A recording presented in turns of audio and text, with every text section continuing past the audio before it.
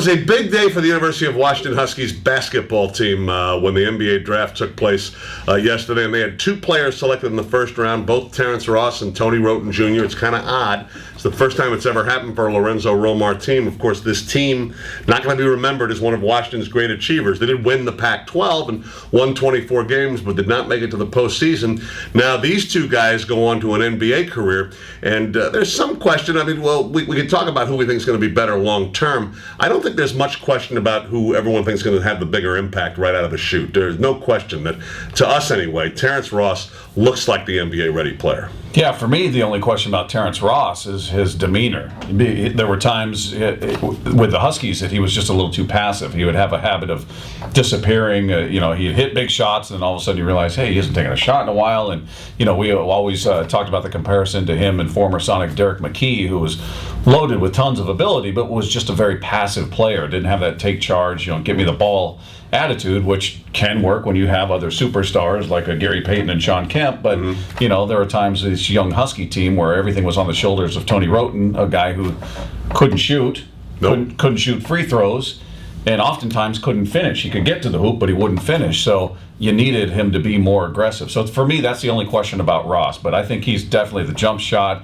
His athletic ability is off the charts. I think he's much more ready at this point to have an impact right out of the gate, whereas I'll be curious to see how Wroten's going to fit in Memphis, because they've got Mike Conley as their point guard there. So is he, and OJ Mayo now is not going to be part of the situation. Right. Is he going to be a guy that comes off the bench as a backup, or is he going to be a point guard, a big point guard, or a small two guard who can't shoot? I don't know what their plans are moving forward with him. I'm sure that their plans are probably to make him a point guard, especially, and there's some talk that he's already gotten up to 6'6". But in terms of defending, I would be hesitant, and I think he might wind up being the better pro, by the way.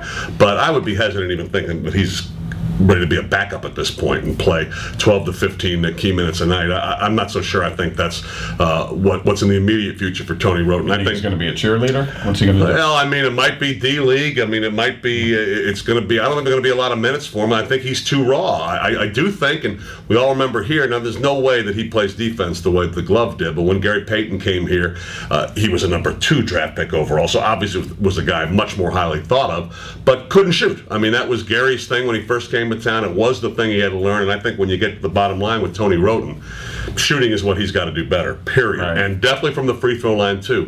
When he does that, I mean, I thought finishing, I mean, is something I think that can come. I didn't think he necessarily played with the kind of big men that could have helped him. He should have had more assists than he had last year, and he still had the most a Washington freshman has ever had. But definitely the unpolished stone at this point. And obviously when you're in the NBA, I mean, more things can go wrong when you got to have more things. You have more things to learn. And Terrence Ross, 6'7" tall enough, he's big enough.